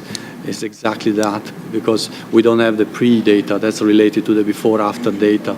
So we in those who participated in '99, there are first-timers, but there are also strongly committed activists, which, okay, they're probably a minority, because usually you know from cross-sectional data how many are strongly committed. And we know from our data, actually, how many are first-timers and how many are strongly committed. So we cannot really sort out this, but I agree with you, that would be one of the...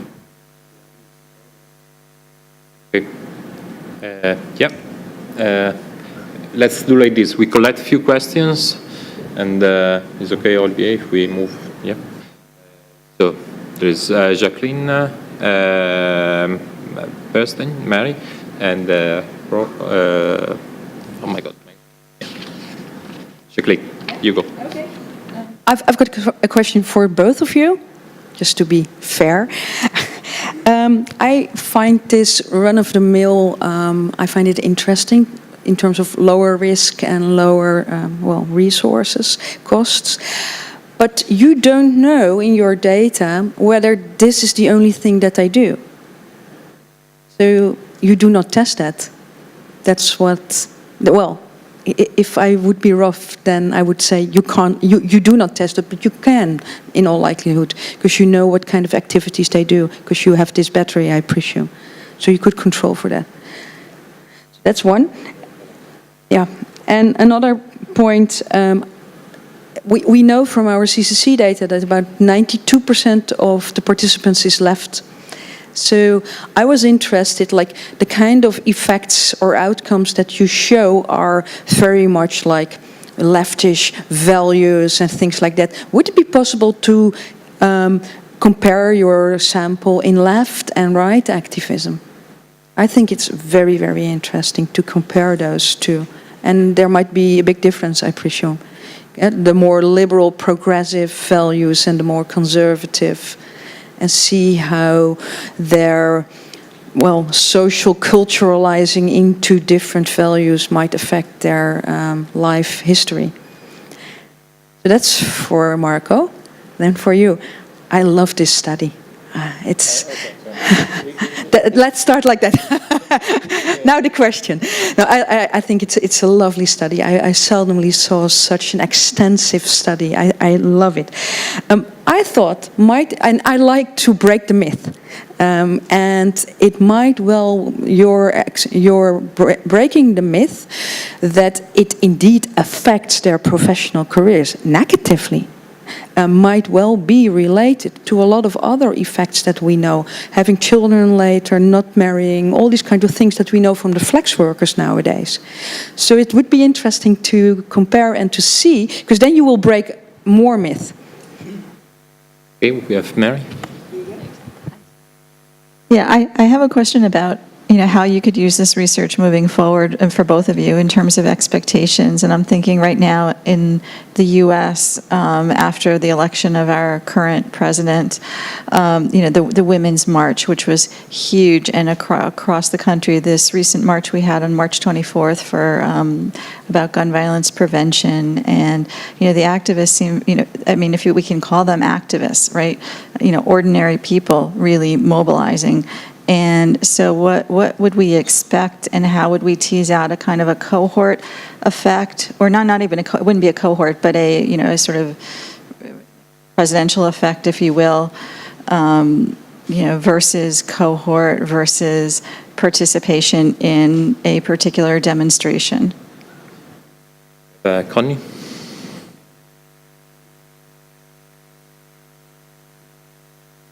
Yes, I also have a question to Olivier. Also, congratulations, incredibly nice study. So I have a question, just one for pure curiosity, and another one more a question. So did you also ask with all these interviews of how they look back on their activism, like what they consider success of the movement and failures? And the other one is maybe a bit to both of you. You don't seem to link it to what happens to the movement itself. So in my own research on the women's movement, I found that if movements became more institutionalized, of course, many moved into these institutional positions also as activists. And then in the Netherlands, at least, the movement sort of got co-opted, and then the subsidies stopped and they became again out of the job market, so from civil servants to being unemployed or self-employed. So I think it makes sense also to link it more to the trajectories of the movements. Thanks, and we have one last question from Joost. Yes. Wait a second. It's a very simple question. Why now, or better, why not earlier? Can you say something about whether this is due to the availability of archives, whether there is a new interest in this kind of question that you're trying to address? It seems it's 50 years ago now, and so, yeah, why not earlier? I think we can answer to these questions. Yeah. Well, I was expecting actually you, both Bert and you, Jacqueline, you raised points concerning some shortcomings of our data. First was the lack of before-after I didn't go back to the data concerning the question about, we don't know if this is the only thing they do. I didn't go back to the data, but as far as I remember correctly, maybe Maria can correct me, we only have this specific indicator, participation in street demonstrations, which is again, because I would be surprised that we probably change my job if we had this indicator and we didn't test for what you're suggesting to test. I think we don't have it. And as far as the left-right values, or yeah, that is something. As you said, of course, most of the people participating are leftists, as we know also from our data. But we could focus actually, because we have variables about values, and actually what we do here is that we control simply. We add values as a control, so net of the effect of values, we are observing that effect. But we could zoom in on and compare the two groups. Although of course the size of the two groups is very different. But yeah. And in terms of, I don't know if I got the question correctly, but the answer I suppose would be, I don't know. I'm not sure that out of what we've done, and more generally, but maybe Olivier can say something more, out of what we've done and what out of studies of the biographical impact of social movements, we can really say something about involvement in social movements. What we can say, or what we can try to say, as I said at the end of my presentation, is that try to broaden up the perspective by not looking only on personal consequences of involvement in social movement activities, being more or less committed, but also looking at how such an involvement can spill over into broader social and cultural change. But I'm not sure that we can use this to say something about whether or not there would be mobilizations or movements right now. But maybe I didn't get your question.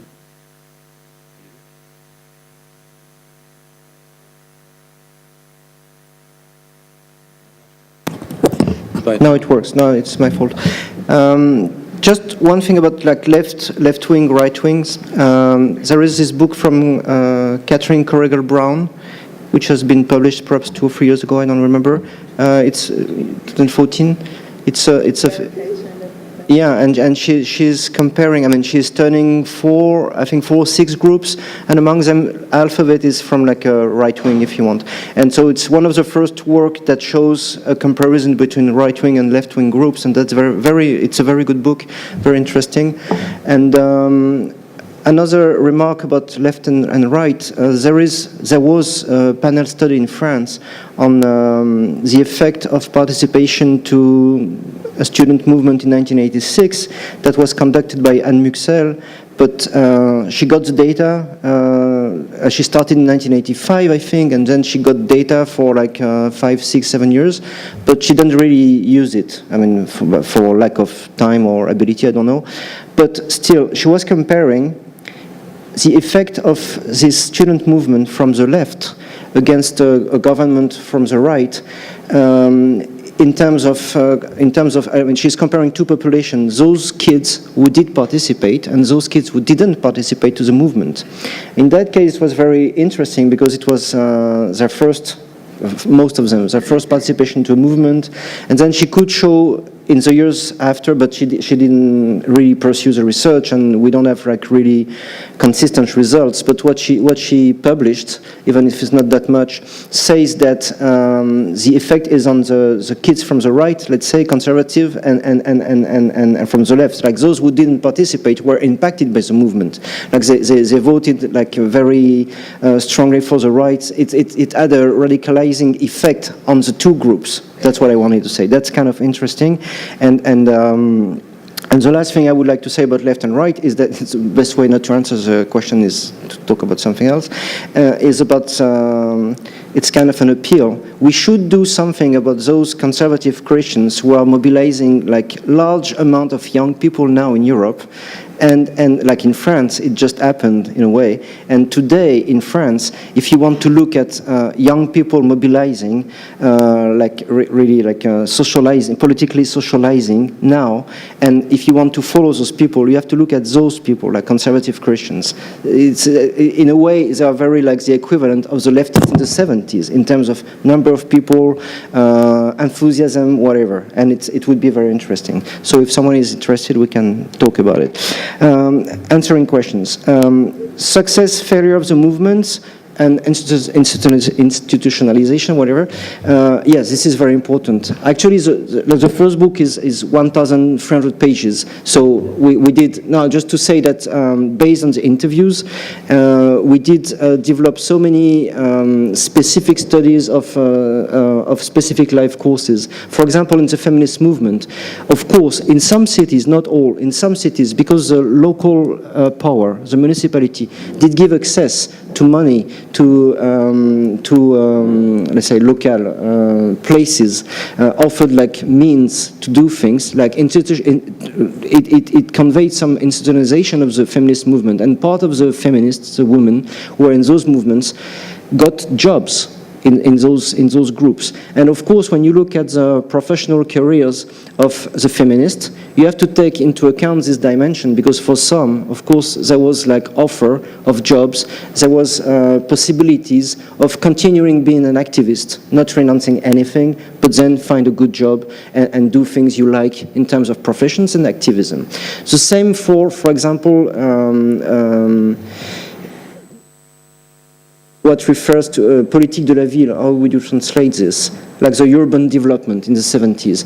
Urban development in the 70s becomes something big in France, and it's mainly because of some Maoist leaders and architects who start to be active in this field.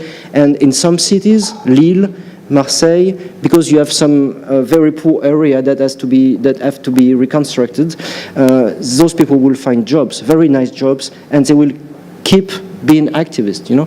So this, of course, is something you have to articulate. And more generally, coming back to the, I don't remember, you asked a question about effect of activism on profession. Of course, you can't just study the effect of activism on profession without taking into account what happens in the other life spheres. So effective life sphere and activist life sphere. The three are intermingled. That's why at the end, it's only when you combine the three dimensions that you can say something which is kind of solid. Or before that, it's just correlations, like a bunch of correlations, and it says something, but it's more hypothesis than results, actually. And the result, you have it at the end of the day when you can articulate the three life courses, the three dimensions of the life course. And then that's why we have like more refined typologies. And also you can weight it. You can say, for example, that kind of life path is concerning like 20% of your activists, and this is something very interesting, because then you can see what are the factors that explain that at that moment in time, that category of person will follow that path instead of that one. Because again, it's the approach we have developed is like studying causality year per year. I mean, I don't know if you got it, but we don't reason in terms of causal relationship, of causal mechanism, as we do usually. Not at all. We don't have a starting situation and a result. What we are interested in is what happens in between, year per year, moment per moment. And each time we have to articulate the different context, which means it's, of course, it's we want to find causalities, but not the way we usually define it. It's a series of little causalities that it's an interactionist model, if you want, that explains why people will follow that or that path. Why not earlier? Well, money first. I mean, no, I had to. The team is 30. It's 30 persons. in total. 30% 5 years, which means first you have to get the money, but you have to get the right people too, and it has been very difficult actually for many reasons. For example, one reason, just to make you laugh a little bit, about the French, is that when you look for colleagues in sociology who are willing to do some quantitative analysis and collecting quantitative data, you can search for a long time, because it's not something we do. So this is a big problem. I mean, and so in this team, for example, half of the people are just unable to understand what is a life calendar still now. But they did the job, huh? And the others, of course, were able to work on it. But more seriously, let's say that the research in France, academic research on 68 and the long 68 started to be serious in 2008, the commemoration of 2008. You have the first books which are, I mean, you have some other books from other people, Passerini, Christine Ross. I mean, you have wonderful books older. But in France, the French production starts in 2008 to really address the question in terms of sociological terms. And it's also the moment where Julie Pagis, for example, she's a researcher. We did a FIDI in 2009. The book was published in 2014.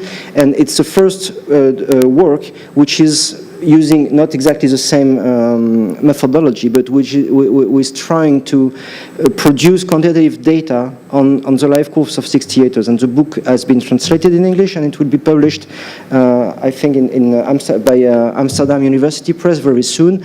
I can only recommend you to read this book, which is really a wonderful piece of work. And Julie was part of the team, and the methods are kind of different, but the idea is the same. So the questions are more or less the same, and I think it's very fruitful. So I don't know if I answered well to your question, but that's the main reason.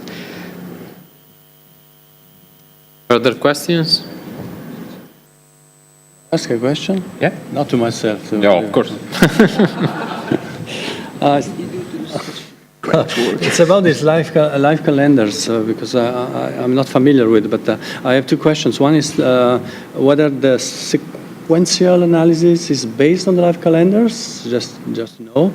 And the second one, you said the life calendars are, in your view, the best way to get the grasp on biographical impacts.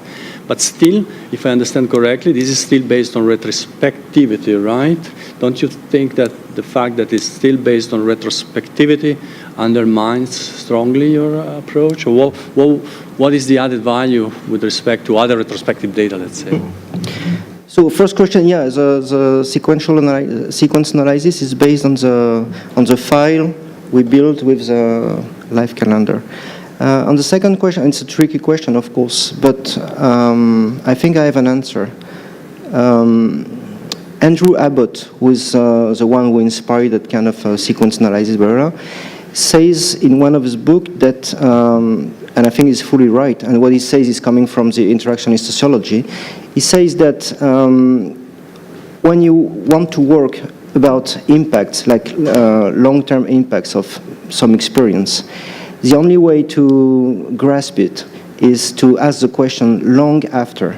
You know what I mean? I mean, those kind of things are only observable after decades.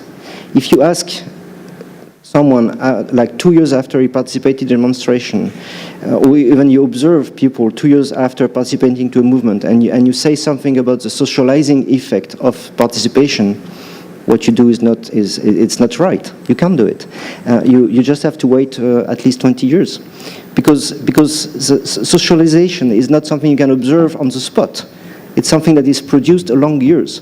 And the effect of, I mean, the socialization impact itself, you can't observe it. It's something you can't see when you're on the spot. But you can only try to find back the results, I mean, the effects of it, but years, decades after. So the first answer is, yes, of course, there are a lot of biases, and we did work on those biases, and there's a huge literature on the biases linked to retrospective data, and it's very interesting. But at the end of the day, the question you ask, you can answer. And when you try to answer this question with data which are not like reconstructed, you can't just ask a question. I don't know if I'm clear about that. And another thing is, you have to make a distinction between, let's say, hard facts and soft facts. I don't know how to describe it. Hard facts is, for example, my son was born this year. I was a member of this group this year. Facts. It seems that, and there is also literature on this, on social psychology mainly, that life calendars are very helpful to recollect memories on hard facts. Very, very efficient. And there are a lot of studies that compare. So for hard facts, we consider, I think we can say that the life calendar did help a lot to reconstruct the facts. And also the archive works we did. Because, for example, many of the interviewees gave us like letters they wrote at that time, or they received, what they wrote about like activism, like the leaflets, blah, blah, blah, but also the journals, for example. So we have also contemporary data, and we have also what we found in the archives. So we just can cross-check, well, of course. And for what is related to soft data, like the perception of things, the way they reflect about their life, again, it brings us back to what I said initially. You have to wait. And of course, what people say in an interview about their experience 50 years or 40 years ago is not what they thought at that time. And we're not interested in that, actually. We're interested in impacts. So what I want to know is, how do you feel now about this experience? What do you remember? Like so many of our interviewees did not remember some things they did, and we knew they did it because they were arrested. So we know it. I'll just give you one example, which is very, it's just in a nutshell, it says everything about it, and the biases we have to fight with. There is a feminist group in France which is called Psychanalyse et Politique, and it's a very, it's a group kind of, in my opinion, kind of a sect. You know, it became kind of a sect, very interested in psychoanalysis, very anti-men, and very strange group. And the women who were involved in this group in the 70s, some of them were really, like, I wouldn't say brainwashed, because that would be really exaggerating, but they reconstructed completely their history after being in this group, okay? Because of psychoanalysis, whatever. One woman I interviewed, who was really like someone big in this movement in Marseille, I knew, because in the archives it's pretty clear, and my interviews told me, I knew that she was the first in her apartment to conduct an illegal abortion in 1973, just before the movement starts, okay? This woman, when I interview her, she says, I never participated to the anti-abortion movement. I'm not interested in this. That was, again, a sign of the power of the men, like doctors on women, blah, blah, blah, blah. So I didn't participate to this movement, never. And she lies. No, she doesn't lie. She just forgot. Because she needs that, we say, mise en cohérence, like to be coherent, like her actual life has to be coherent, and she has to tell a story in a coherent way, well, you know what I mean, compared to her life now. That's, well, just an example. But I'm not saying there are no biases. It's full of biases when you work with interviews. But I think biases have to be understood as an advantage in a way. Well, yeah. If you work with it, it produces results. You're actually saying that you want those biases. That's exactly what you want. On soft facts, yeah, of course. Okay. That's what we study. We take just 2 more questions. One Leo and one Jim. Leo?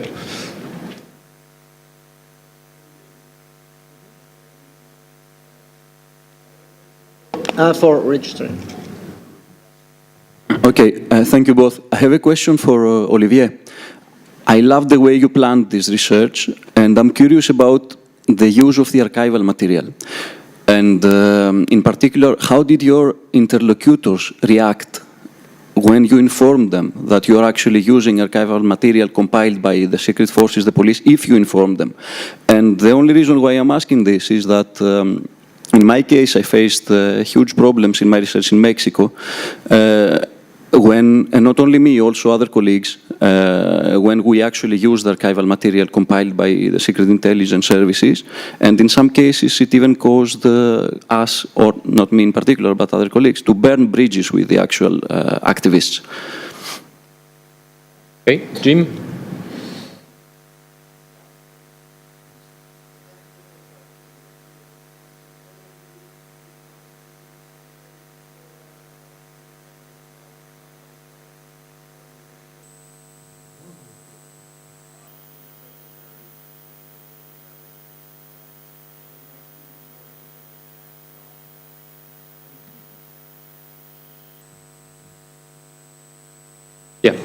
But then no more than 2 minutes, because we have to close. Lunch is like it's just 1 hour. A very quick question. In your attempt to do historical ethnography and to debunk the myth of 68 in Paris, do the result of Paris actually fit with the cliché, or you debunk also that specific case as well? Thanks. Tricky questions, so very short answers. Good. Now, for police archives, I mean, 50 years after, and because it's June 68 in France, it's not Mexico. Like, it's not the same dramatic events as in Mexico. People don't care. I mean, nobody expressed any discomfort about us, we told them, working on the archives. The only problem we had, I mean, it's a real problem, is like when we found, like for example, names or information in the archives, of course we never, during the interview, tell the person we are interviewing, oh, but you were arrested in 1972, or you did rob this bank, no? No, this we couldn't. So of course we knew things we couldn't share with them. Like when they would say something, when they would forget, for example, a date, we knew exactly the date and the day. We wouldn't help saying, no, it was February 13. Okay. Yeah.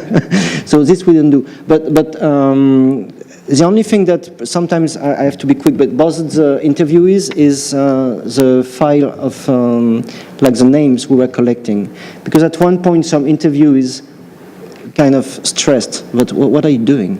Like in Marseille, you have like 1,000 ex-military, and they are still activists. Huh?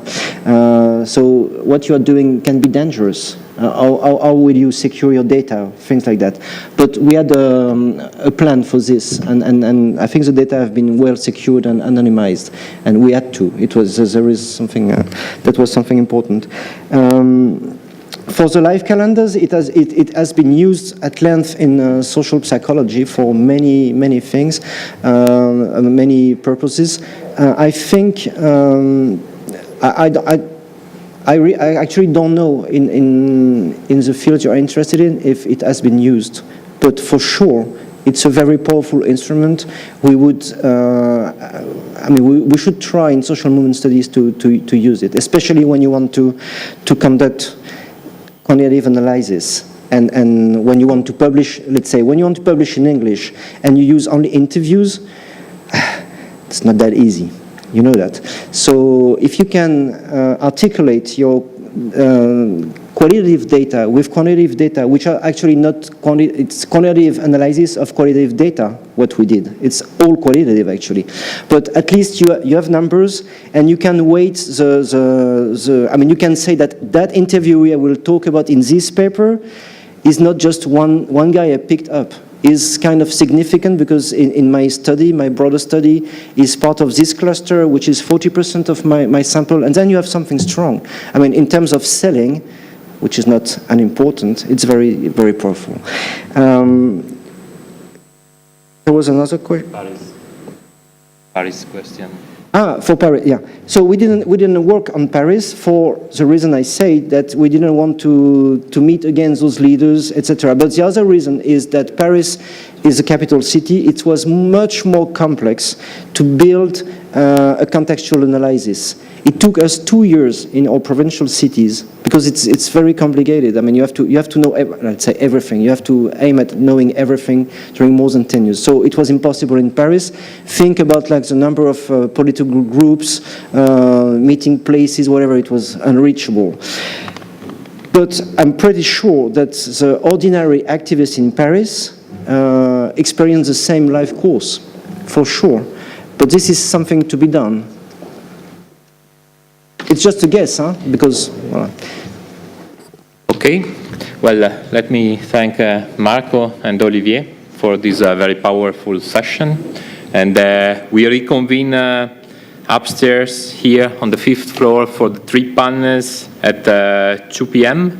Okay?